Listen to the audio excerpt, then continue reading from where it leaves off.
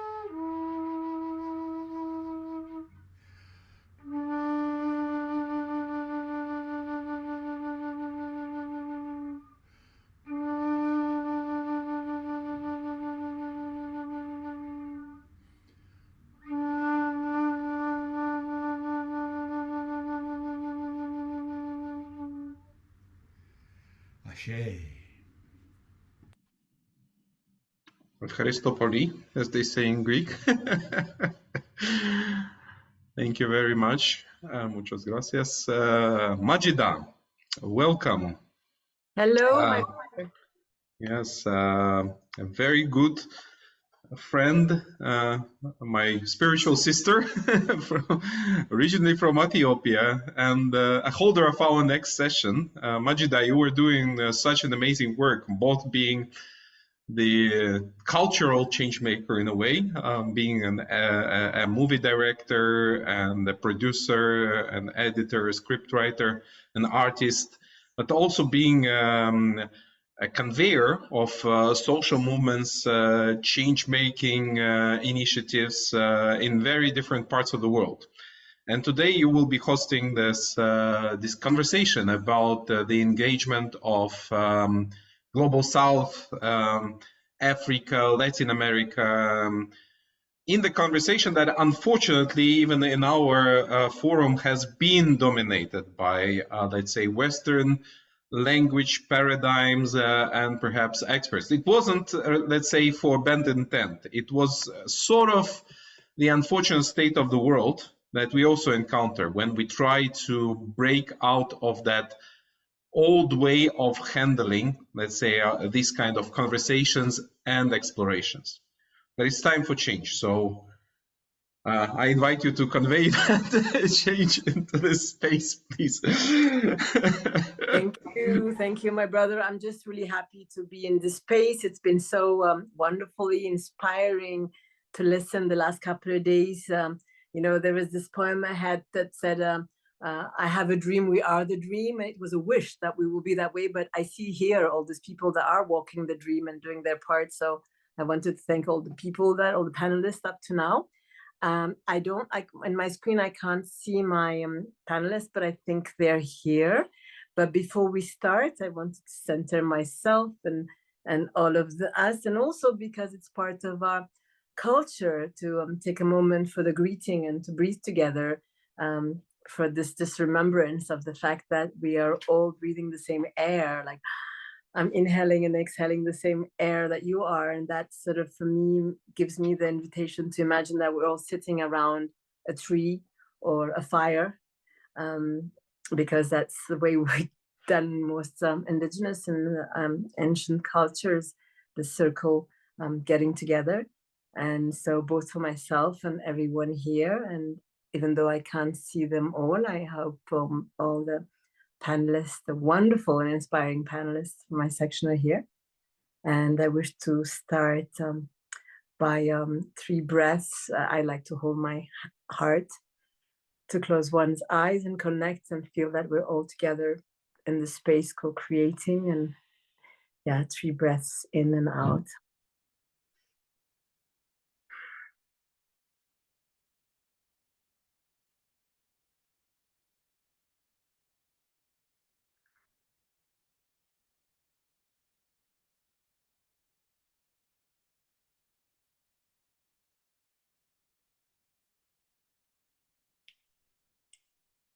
Thank you. That definitely makes me feel better already. I also want to greet then all the panel, the wonderful panel that has been so inspiring for me to read their bio and discover. And I really look forward to hearing them all. I want to start with a greeting that comes from my religious cultural heritage, and also say the one in Hebrew and the one in Arabic, because I feel it's very relevant nowadays when we come back and put some consciousness of what the greeting meant. So I'll start with an assalamu alaikum and with a shalom. With that, without any further ado, I can share a bit later, but I really am really eager to give all the space to the wonderful speakers we have here. And I would like to first call, and I believe you're here, Gaby. I feel you here, though I cannot see because of some technical problems I'm having. I'm more of a tree hugger than a techie person, but I'm really, really honored to, in the beginning I felt, wow, this is a team of Jedis, but this is not a team of Jedis. These are all Yodas on this panel, and I'm really honored to be holding space for them and thank them all to be here. And our first speaker will be Gaby Arenas Menses, who is a Colombian Venezuelan. She's a social communicator, a social entrepreneur, a professor, and a researcher on communication. She's also the leader in wellness programs, as well as the founder of a TAAP Foundation it's called TAAP, TAAP, that has impacted more than 4.5 million people over 14 countries, promoting peaceful coexistence and sustainable development. And that is just me trying to do a really short bio, because really I invite all of you to go on the website and look at this amazing, inspiring work both her and the rest of the panel are doing. So without any further ado, I pass the flower of instead of the baton, I'll call it the flower, to Gaby to share her passion about the future of education and decision making, with the richness from the past heritage that has maybe sometimes been forgotten because of the education system that were imposed on us. And so we'll keep it very open at that. And it's all yours, Gaby. Thank you, Maji. And thank you, everyone, for the invitation and for being here. It's been so inspiring to hear your conversations in the last days. As Maji said, I am social communicator, which means my passion is to learn from the stories of the people that surround me. And I had almost 20 years of experience working and related with educations. And one of the things that I am most passionate of is how arts and how storytelling can connect us and can change the way that we live education. When Pavel and Katerina invited me to talk about the future of education, I spent a lot of time trying to think about what is that? What is the future of education? And one of the things that I discovered and make me feel a little bit more connected with our day-by-day reality, which is not necessarily easy and less anxious in the world that we live, is the future of educations are the children and young people that I see every day in my programs or in our programs. In each one of them, you can see the connections with their ancestral wisdom and the future and what they are creating. And sometimes when we grow up, we forget about that. We forgot about what we learned when we were children, about what we learned from our grandmothers and parents. And we forget about dream about the future. And that's something that children and young people do every day.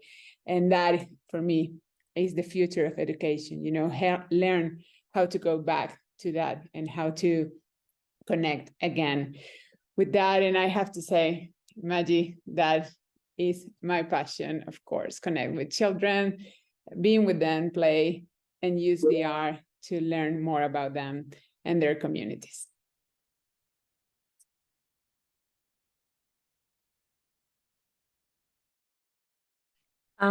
Please, I wished, how we had a bit suggested when we met, to first really give you space to go in, and the examples you want to share from the past or indigenous to your culture or any, and what you want to suggest that, you really have the time for 4 or 5 minutes to go in what really is dear to your heart in terms of what comes from the past to remember and what can be done for the future, so that each person has a bit of time, and we give ourselves time, and then we can converse later.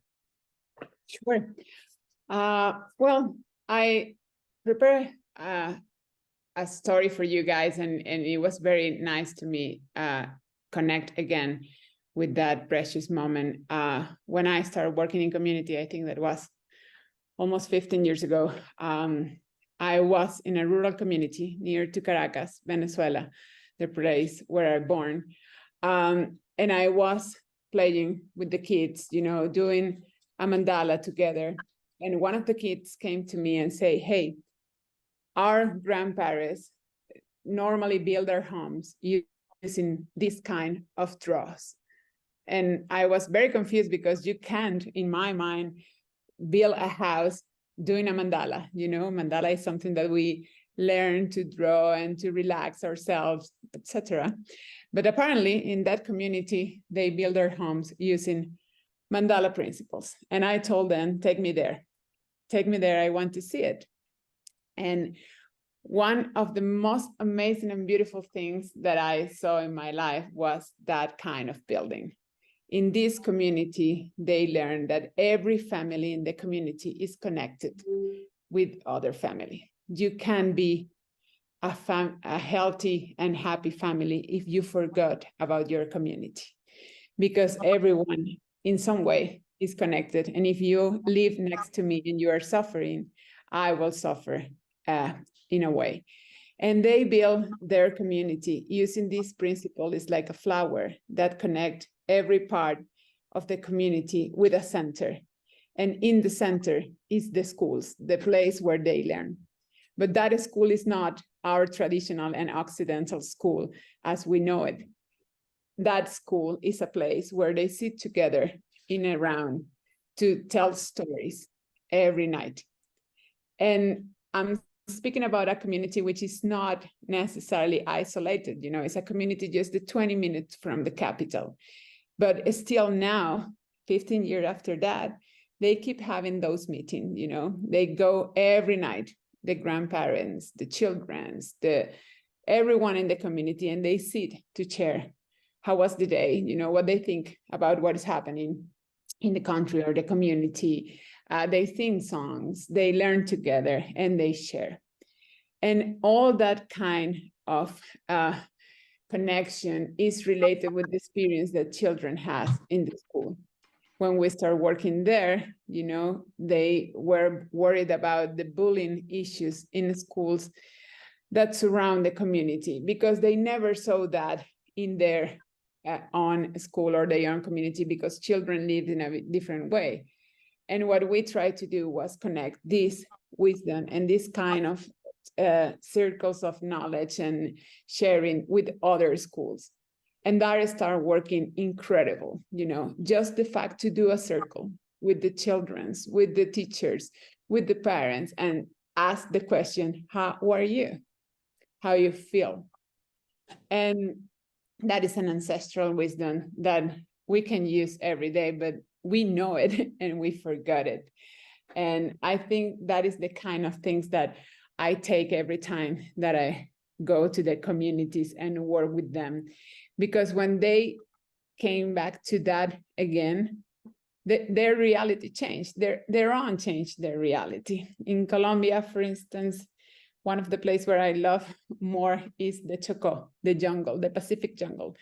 And when we arrived to the community, that was a mining community, you know, everything was taken by illegal mining, you know, children were working in the mines, parents live from the mines. And it was not only a natural disaster, but it was also a social disaster, you know, because children suffer from accidents. Some of the children have 6 fingers in their toe because they're used mercury. And we asked them, you know, what you did before the mine opened, you know, what was the way this community lives? And they start telling us, well, we have the river, we caught some fish, our grandparents cultivate some kind of traditional seeds that are not in any other place, and we dance and we sing a lot. And we start opening a school center to reconnect with that and the cultural aspect, to bring the cultural aspect to the community again.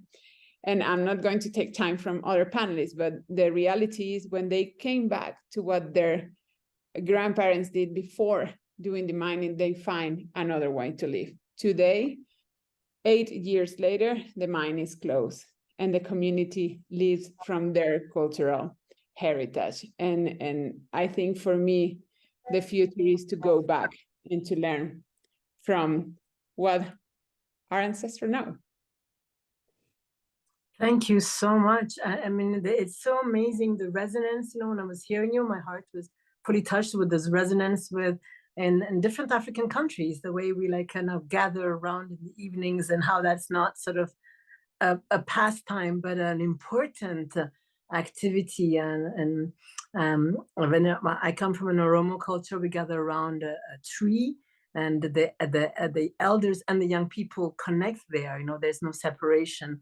So there was very strong resonance in how the educational system has actually made us far from that. Thank you for that. And actually, we're going to, with this, continue with Viktoria Phiri Shintugu, who is another Yoda. She is from Zambia. She's the director and cultural historian of the Livingstone Museum in Zambia. She's also been on the board for the culture of the region for more than 20 years, on the African Museum, their Heritage Reinstitution Organization, but last but not least, also consultant for Women History Museum in Zambia. One of her main projects is one for women's indigenous knowledge and ways of teaching girls into the passage of adulthood, facing with the problems at hand that are mostly imported, we'll say. And without further ado, I hope you're here, Viktoria. I cannot see you. Viktoria, are you here? Hello, yes, I'm here. Great, perfect, sister. Then it's all yours to share about your passion, about your culture and then the past and what can be remembered, added in, and whatever you like. I mean, I'm really happy to listen to you. Thank you so much for having me, and thank you to give me this platform to talk about what I do and what we are doing in the Livingstone Museum on the question of education and the future of education. And also what I do with the Women's History Museum in Zambia, where I'm a cultural consultant of the museum. We look at learning and the future of education to be one that should be encompassing to people that have not been given platform to be in the mainstream of knowledge making and to be recognized as knowledge producers, such as women. And I look at women's education and the way women produce knowledge in the traditional societies of Zambia and how they communicate that knowledge as a platform of learning. What catches my eye is just the whole process of the way the women organize the education for young girls to transcend into womanhood, and just to equip them for them to be able to exist in the larger world. Their focus mainly, and their main form of education, is that the classroom, the education is not confined to a room, as in Western kind of education or modern kind of education, where children get into this room and sit in that room for hours, getting an education. Instead, the classroom is the environment, the outside, the environment in which they live. And the lessons are all drawn from the environment, because in this culture, it is believed strongly that human beings are not on the planet in isolation, but they are on the planet in connection with other things that are around them. And most of the lessons are drawn from the nature, and examples are given from how the nature operates in order for the child to make sense of themselves and the world around them. And I'll just give some of the examples of the lessons in this kind of education. One of the main lessons that the girls are taught is the importance of family. That as a society, and a traditional society in Zambia, family is so important, and one cannot exist in isolation.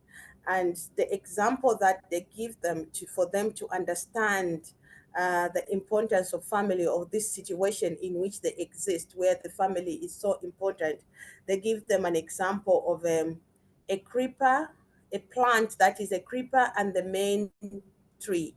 So the main tree is the example of the main family, and the creeper is the example of the individual. So for the children to get the lesson right, they have to know the environment, and they have to know the existence of the creepers and main trees, and creepers that depend on the main trees in order to grow. So if the children are not aware of the environment, they cannot get the lesson. So the lesson is really based on what they can see around them in the nature. One of other example is how they are taught how to respect personal boundaries with other people, how to respect other people's rights, and also maintain their own boundaries. And the best example that is given here is a kind of mushroom that is grown in Zambia. They are small mushrooms that grow up in groups, but the groups are in a distance. They never grow together in a large area like other mushrooms, but they'll grow in isolation. And that kind of respect of other human rights, it's the example given is that of this mushroom. And the learners have to know about this mushroom for them to understand the lesson.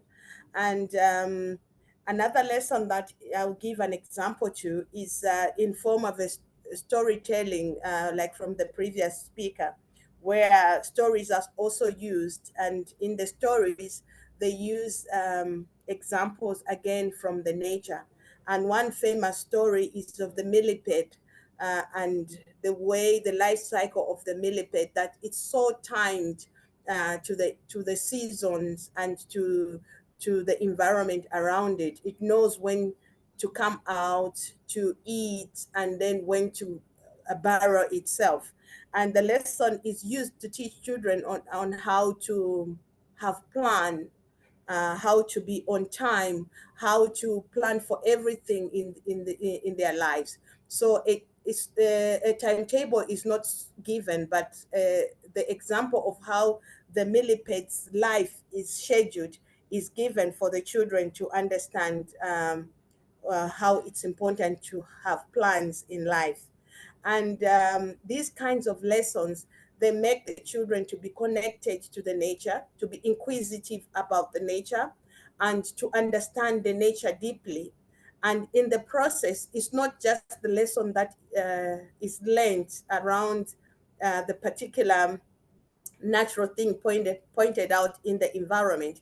What is learned also is the appreciation of all those things that are mentioned in the lessons that are around them in the nature.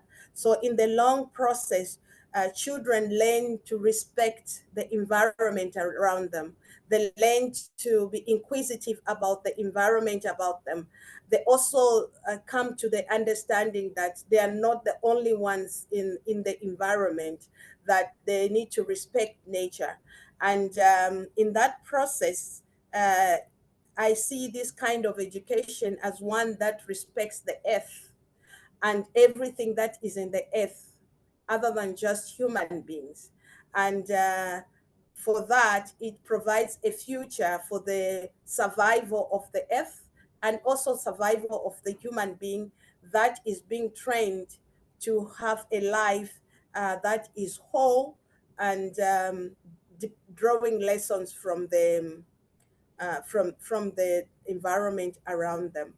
And I also connect this kind of learning to be very practical, and unlike education that is very theoretical, and to use the whole earth as a classroom instead of confining lessons to particular spaces in a particular room, and drawing lessons from theory. So briefly, this is the kind of lessons that I engage in and find out how it will be beneficial to the future of the earth. Thank you so much. And there's so much resonance between what Gaby said and the importance of, I hear a lot of inclusivity and the different way of the different points of view of telling stories, of seeing things. It makes me think of Amadou Amfeteba, our great Malian writer, who said the story of the hunt would be quite different if it was told by the lion and not the hunter. So the whole consciousness and respect of nature. So, and that will bring me now with the whole idea of inclusiveness and the fact that we are all one, connects very much to our next speaker, who is very dear to my heart because I got to know him before with a wonderful World Parliament that he does on spirituality. It's Dr. Yugandhar, who's from India. He's a visionary, a pioneer in transformational medicine. He himself is a surgeon. He is really deeply connected with spirituality from his young age, having been touched by it, and so has dedicated his life to the awakening of the human consciousness. He's the initiator and mastermind behind the World Parliament on Spirituality, and as well as we are one festival and much, much more. So without any further ado, I'm honored that he's here with us, and really a real Yoda of Yoda, a great teacher. It's all yours. Are you here? I can't see him. If not, or maybe he's having internet problems.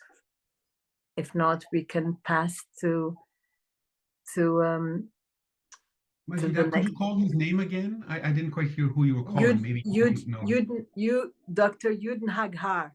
Dr. Yugandhar is from India. Mm-hmm. And I'll reach out to him right now to see. Yes. Okay, then we can just change the order, and I will, because I think he asked me the time. I don't know if he had messed up, but I'm sure he will join us as soon as he can, or we will find out soon. We'll flow with what comes. So we'll change and have him later and pass to the Yoda of Yodas. I mean, they're all Yodas of Yodas, but it was such a joy. And you'll see yourself even beyond the words, the speech, the energy that he radiates. Is Alberto Camargo from Colombia. He has worked with over 130,000 children, youth and educators as a founder and director of OpEPA, a nonprofit that promotes nature-based and regenerative education, heritage interpretation. He's also for the region of South America region, Vice President of ICUN Commission on Education, as well as as a leader for climate research project and so much more. I really invite you all to go to the website of the Planet Institute to read more about. Just reading the bio of these people is very, very inspiring and for me. So without any further ado, it's all yours, my dear Alberto. Thank you, Maji, and it's a pleasure for me to be here, especially seeing so many faces that bring a lot of love into my heart in the screen. Thanks, Pavel, and all the work you have all been doing to make this happen. And, you know, in reflecting to participate on this, I was really thinking, you know, what we are. And ultimately, I only have one answer. And the answer is that we are nature. And I think this is something that is critical and it's true very deeply in my heart, because finding identity, the true identity is that we are of the earth, we are nature, and we are. And that brings me to the idea of thinking, you know, when and how did we start learning? Because if we're going to talk about ancestrality and ancestral learning, we need to think when we started. And I think we started even before we were hominoids and we were able to walk or developed our capacity to think. So we have been evolving as part of the earth. And I think we've heard about evolution and the many things that have to happen in order for organisms to kind of evolve to what we have today. So we are, you know, we have been learning and our cells have been learning for millions of years. And this is important because as we think on how that evolution happens and how we learn, we have to understand that we evolved living in synchrony with the flows of living systems. And this is fundamental because if we think of learning, then I would have to really reflect, how should we learn? Should we learn to be in sync with life or not? And this is a critical question now because I see that in the separation of human-nature relations and the, you know, the moment we started thinking ourselves totally apart from, we got to a point where, you know, we lost our capacity to be in sync. And that brings to my reflection. I live in Colombia in South America, and I've worked a lot with indigenous communities in the Amazon and other places. And I think, you know, what is ancestral knowledge and how do we bring it? Is it all good? Is it all bad? Is it all good for the present? And I think for me, the conclusion is that ancestral knowledge of communities that have learned to live in sync with the earth, you know, is the ancestral knowledge that we can actually use now to realign ourselves and reinvent the new world we want to start creating today.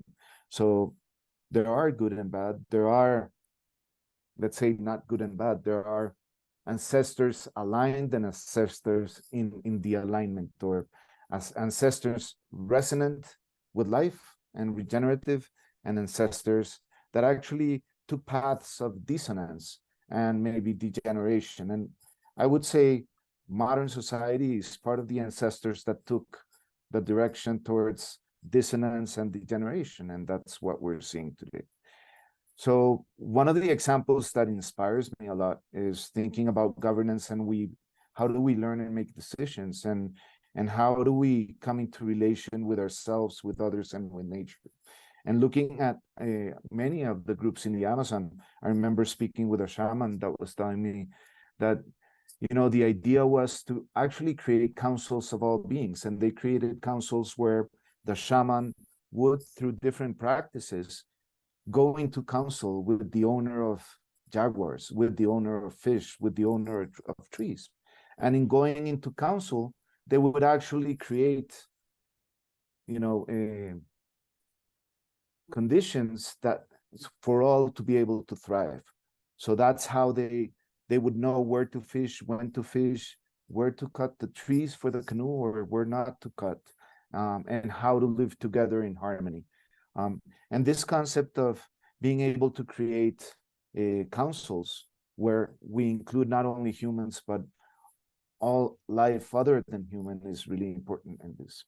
And in the process of learning, you know, we have in a modern world right now, we're learning from an idea that, you know, we're empty vessels that have to be filled with information.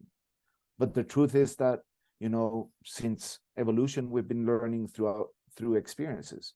And since before we're born, we're learning through experiences, and experiences that allow us, you know, to be in contact with our environment, with nature, that allow us to play and to express physically, and also to be creative. And I think arts come into play here, because arts is that channel that allows us to innovate, to envision, and to imagine so many new things.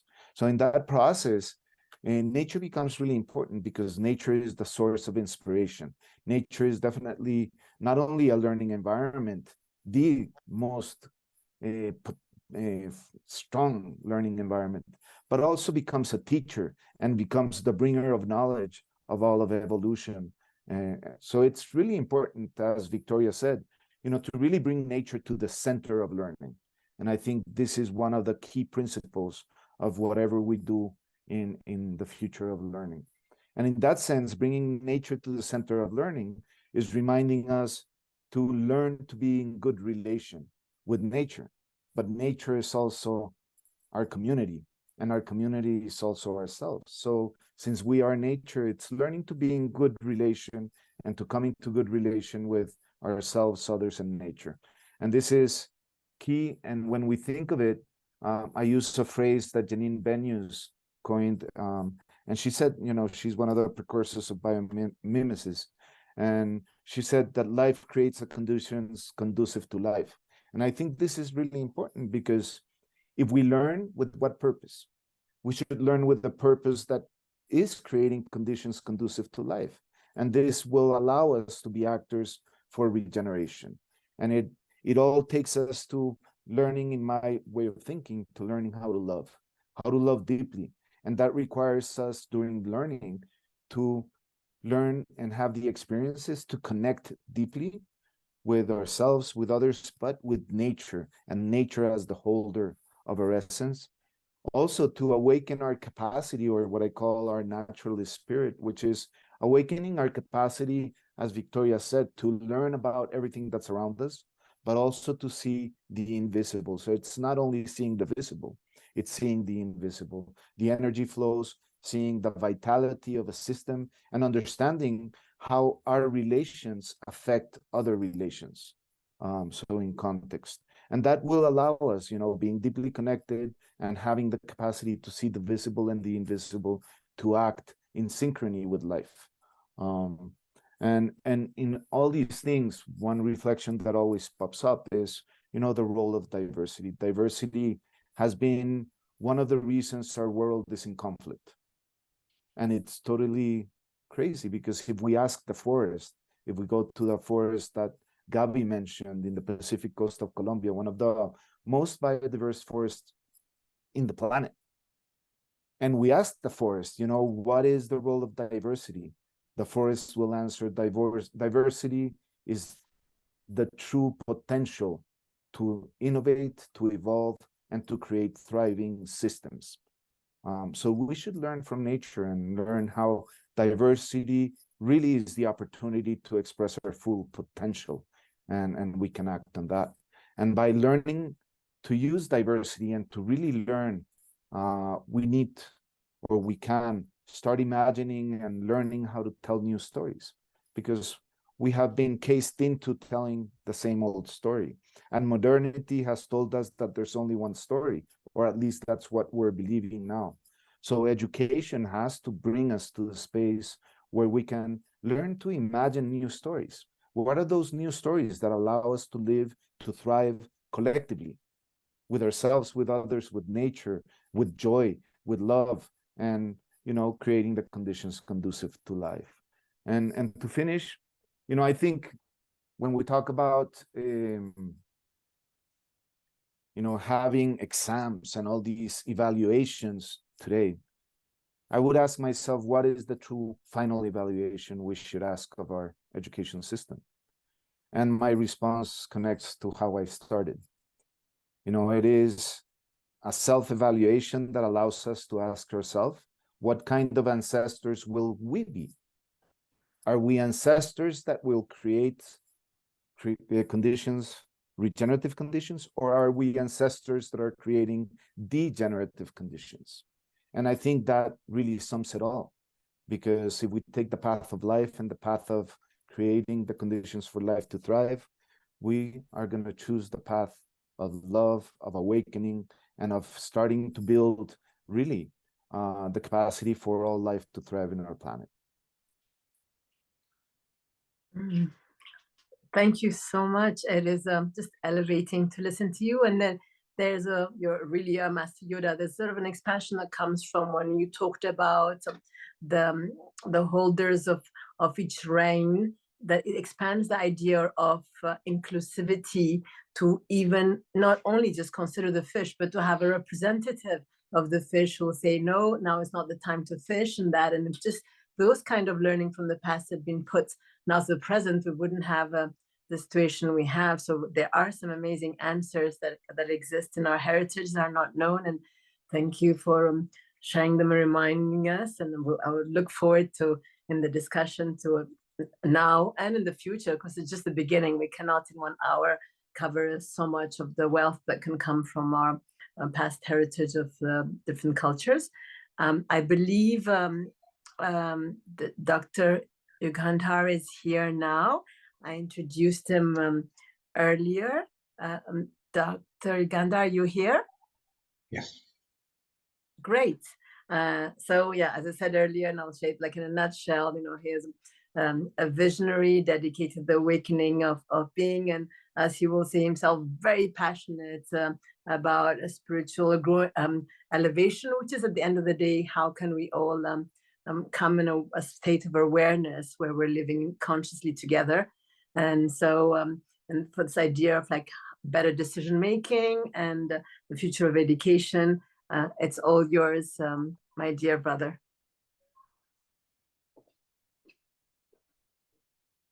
Yeah. So you want me speak extempore, or would you like to put any questions, dear Maji? Well, here in the So first, that I can be very specific. What we did is the first part, where everybody had like about 5 minutes to generally share about their passion in regards to the future of education coming from the cultural heritage and things that we have, either from our childhood or from our past, that can be very useful for a decolonized education, and just a general share of what's really dear to you. And then we can go more in conversation, question, answers later. All right. Okay. So I'm living in India, southern part of India. And this country, India, has got very ancient educational models. And these models are never written, but they're only heard. And these models are systematically wiped out by the colonization and invasions. Colonizations from European countries and invasions very specifically by the Mughals.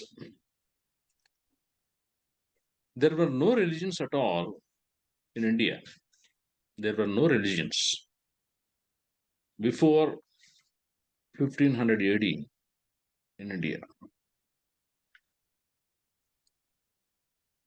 If there were no religions in India, what was there? And what was education? How the education has been? And up to 18th century, this country, India, has been the richest country in the world for millennia, not for centuries, for millennia. The entire gold of the world, before the gold mines have been discovered, most of the gold was in India, because in exchange for pepper, in exchange for so many spices, people used to take gold in return. There was no international cash exchange. Diamonds, emeralds, rubies were sold on the streets in all the empires of India till 18th century.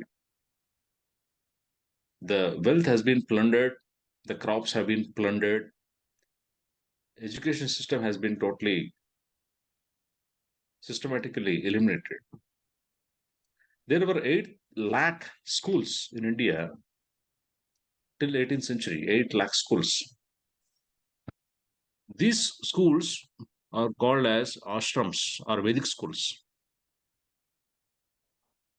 And the students used to be from different types of castes,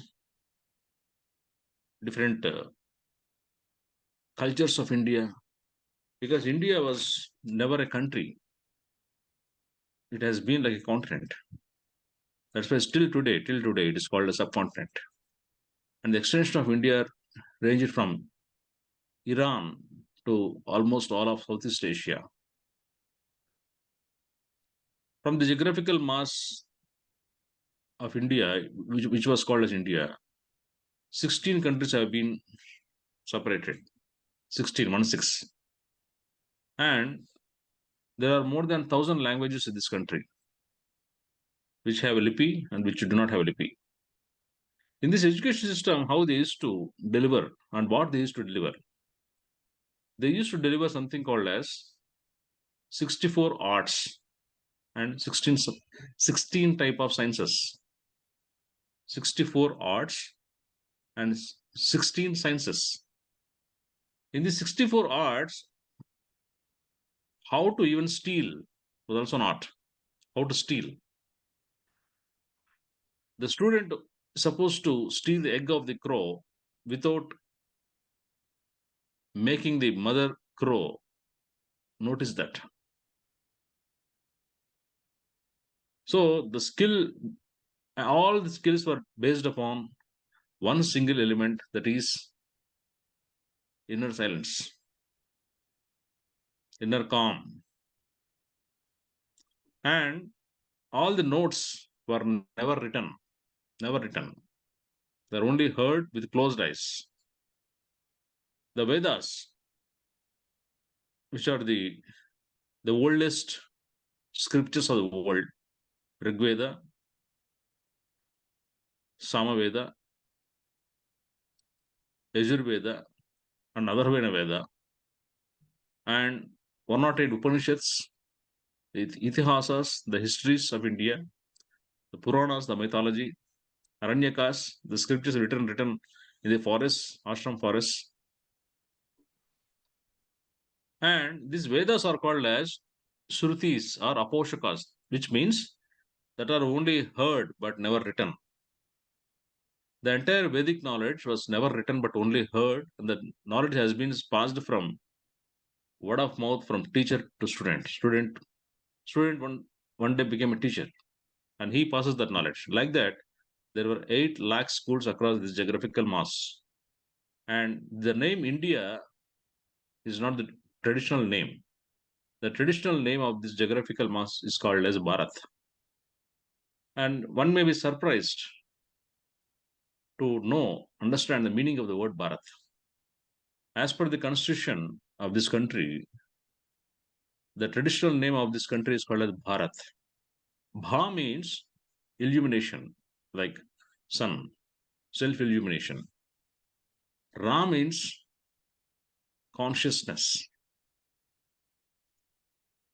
Ta means to be one with, centered with. So he who has centered his consciousness within is called as Bharat. If he's a male, If it's a female, she is called as Bharati. And the land where light within is the main goal of living, that place is called as Bharat.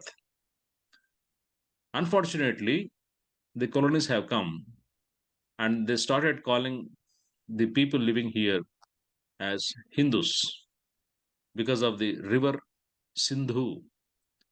River Sindhu used to pass in the northwest part of India. And the people who are living south of this river have been called as Hindus. It was not religion at all. It is a geographical term, not a religious term. The word Hindu is a geographical term and never a religious term. And when the British schools came in, when the British schools entered because of Macaulay's, Macaulay was a general here. Lord Macaulay have created education reforms, and he believed that if the education system of India is broken down, all the Indians can become slaves easily. So colonies, first of all, break the culture. Second is they break the history. They rewrite the history and make people believe this is history. And the reforms are forcefully implemented. The dress sense, there were no pants. People used to wear dhoti, wrap over type of thing. Women used to wear saris, Indian traditional dresses. Everything has been much changed by this British colonization, the Portuguese, Dutch, so many. The French have come here, so many countries have come here for plundering wealth and for power. So 64 arts and 16 sciences have been taught here. And he who completes this 64 arts and 16 sciences is called as the teacher. He's called the master, Acharya. The word Acharya is given to him. And he's worn a garland type of thread, a cotton thread, which is worn as a garland. And slowly this garland has become a crossbelt type of thing, because while working, this garland always comes in between, right? Suppose someone is doing pottery. So the garland comes in between the work. So they used to be it as crossbelt, which you traditionally see in India. Whoever wears that crossbelt type of white thread, sacred thread, is called the teacher. He is highly respected in India. That is a mark of the teacher. And he opens the school in his native place from where he came and went to this school, education school. And once he becomes Acharya, he becomes master of one art or one science. Like, in medical school, they study so many subjects. And during post-graduation, they select only one subject, right? Similarly, the Acharyas also, though they know all the 64 arts and 16 sciences, they stick to one thing.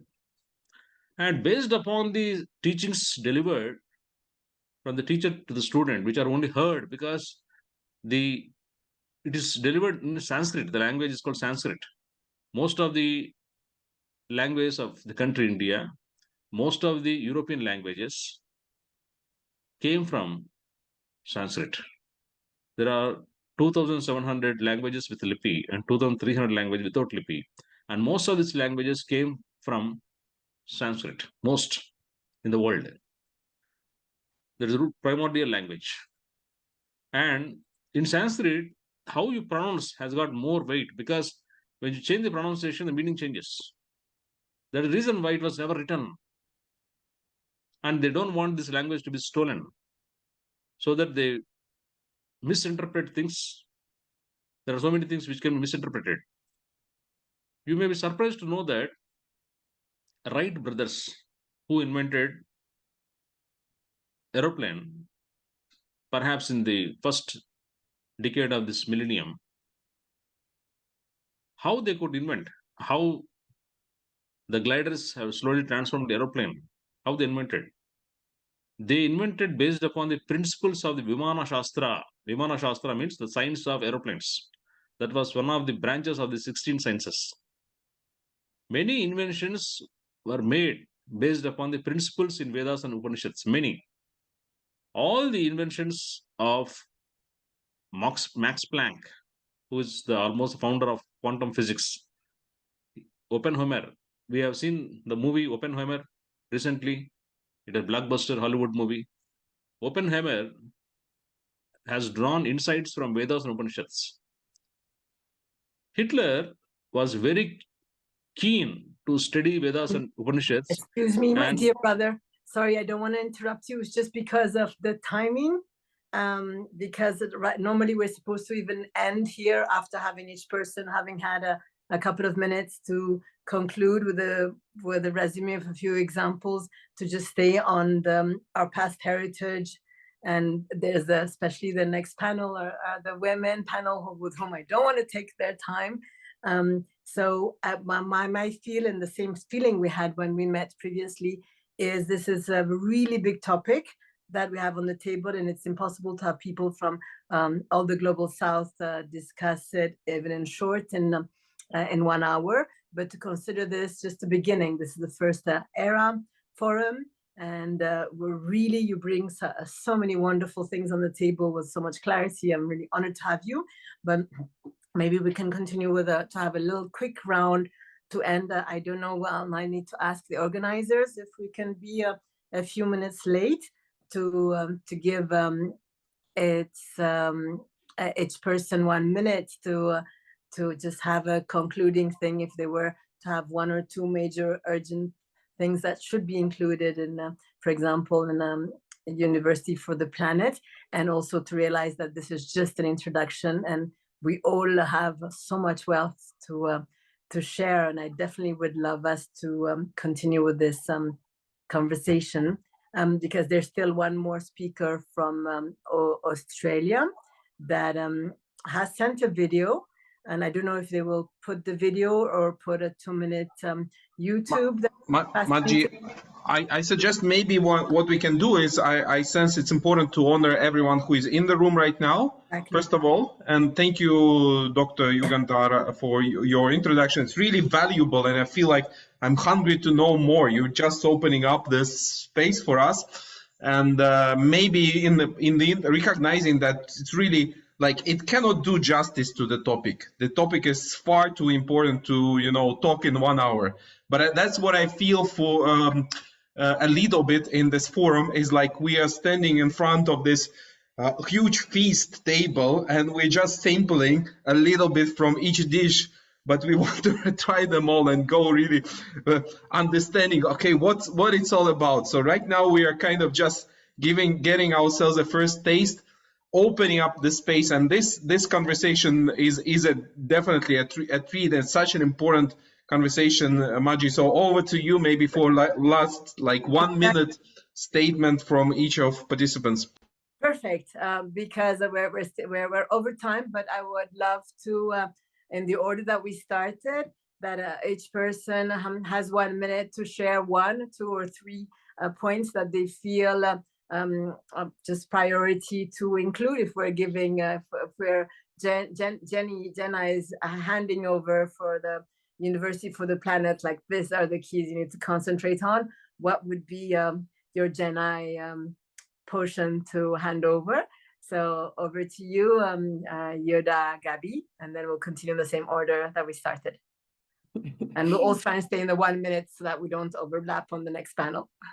Thank you, Maji. I think I will take less than 1 minute, because what I take from this incredible session is the connection that we all have with which is essential for us, as humanity, as nature, as Luis say, we are all connected, and we are all trying to look for the same, the thriving of our communities, our children.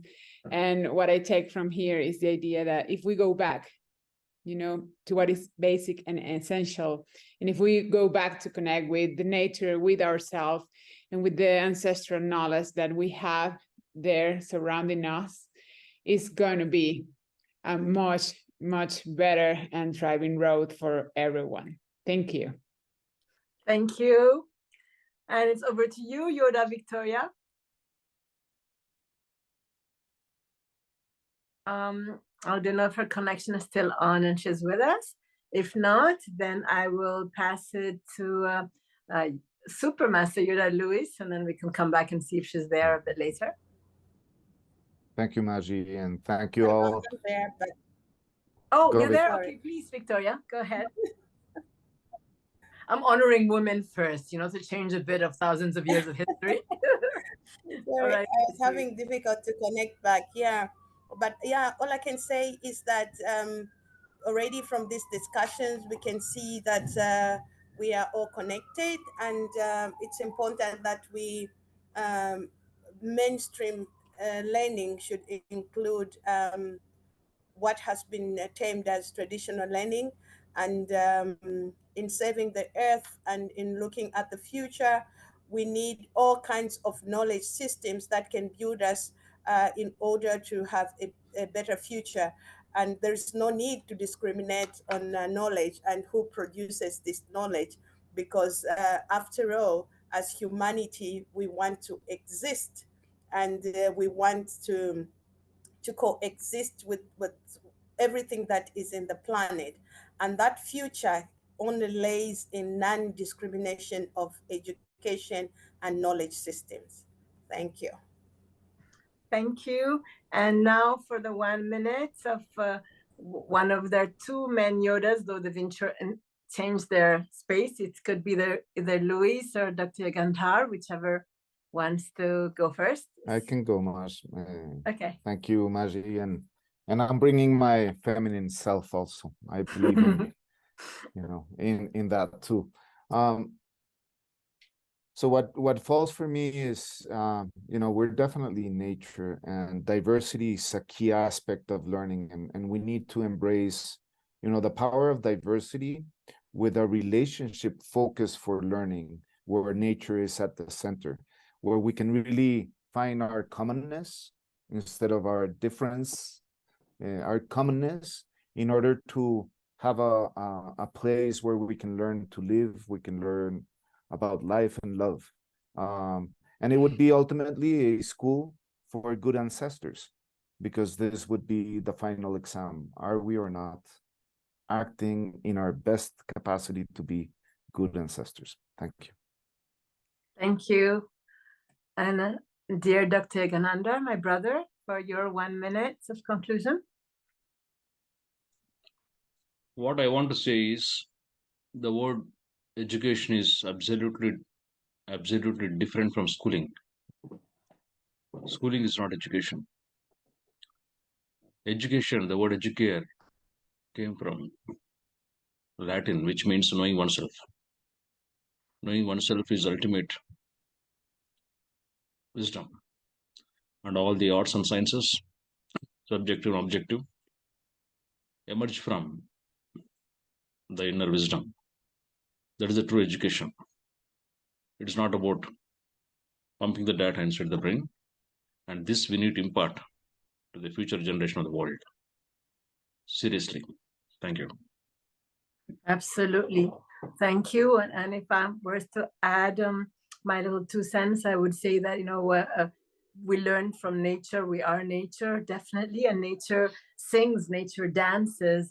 And nature is full of poetry. And so the fact that everything does not happen just on the head space, and that we add, if we look at all the cultures in Africa or even in Asia or South America, there's a lot of physical movements and chants, and they also help transmute and connect with the invisible, and to also just really incorporate that and to create this expansion and oneness that we also universally connected upon. So with that, I thank you all for your presence, and I look forward to continuing this conversation another time. Over to you, Pavel. Yes, thank you. Again, what I sense is that we opened a door, we looked inside, but we didn't get there really properly. So we just sensed the space a little bit. And right now we are opening another door, and probably will look inside for a little bit as a way of transiting into that other space. And I apologize, our program a little bit kind of is delayed right now. I hope that you will kind of appreciate this transition that will happen right now. There was another panelist who could not attend because he is currently in Australia, and it's like, I think 2 a.m. now where he is. So he unfortunately could not attend. He is the CEO of a youth-based organization called AIME, which is an indigenous mentorship organization. So he recorded the video for us, and I sense that this video is a transition because on one hand it kind of brings this voice of indigenous communities into our space, but it also brings the voice of young people and their desire to learn together, this intergenerational dialogue that needs to happen, and that will be our next session. So I would like to ask my colleagues to start that video to listen to Parul Penjabi, who is the CEO of AIME, and we'll hear what he has to say. I'm sure that will be a beautiful introduction to our next session that is coming up.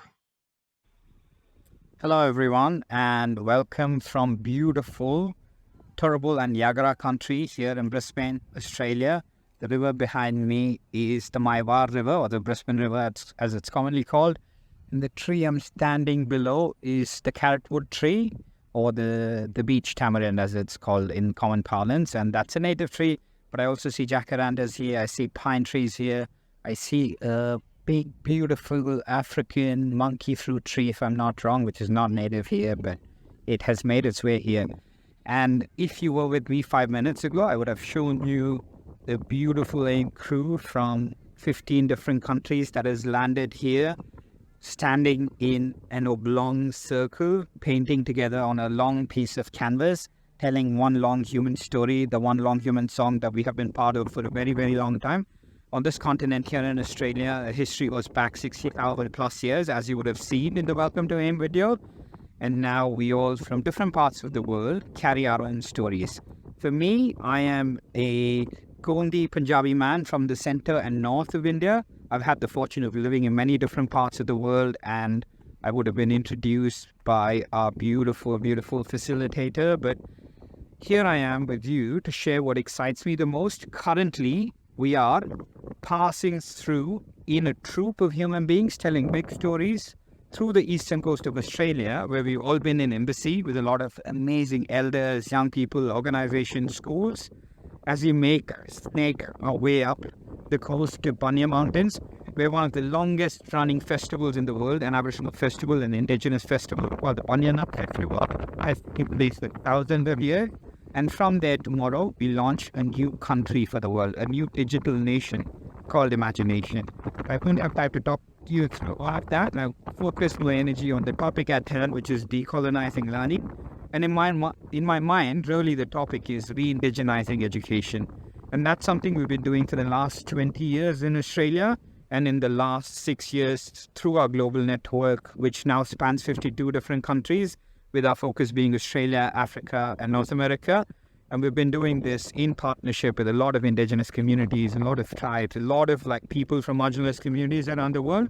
And we've been lucky to bring different knowledge holders, different points of wisdom into this pool of learning. And if we are to build a university of the future, which we are already building all together, in fact, AIME launched an Imagination University a couple of years ago, which became hugely successful.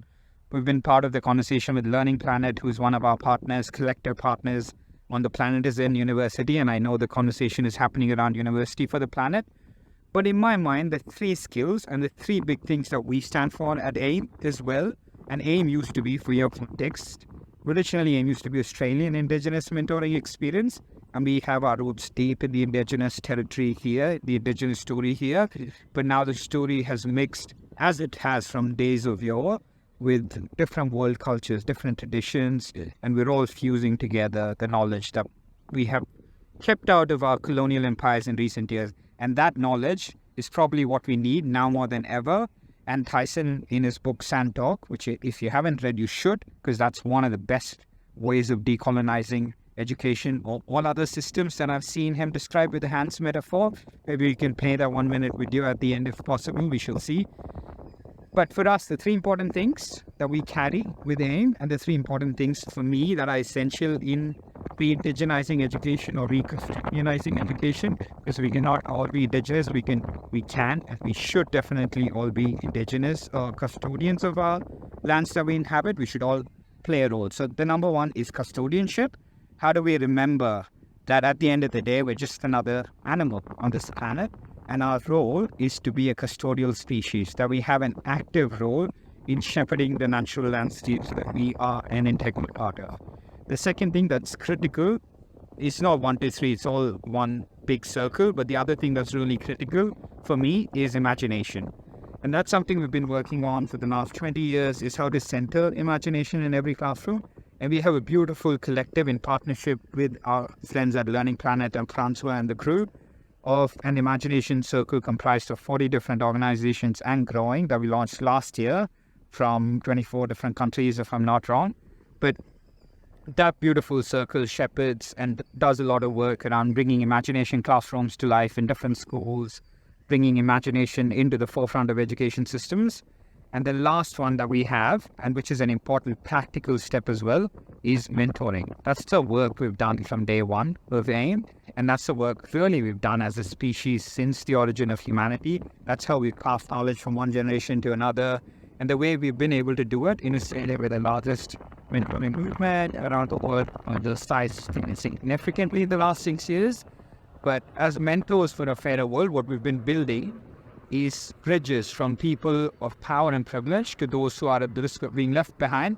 And the way we've built that bridge is not through, hey, we're sorry for you, we want to help you. It's always been, hey, your intelligence has been pushed outside the margins in the recent couple of 100 years or 400 years of colonial empire building.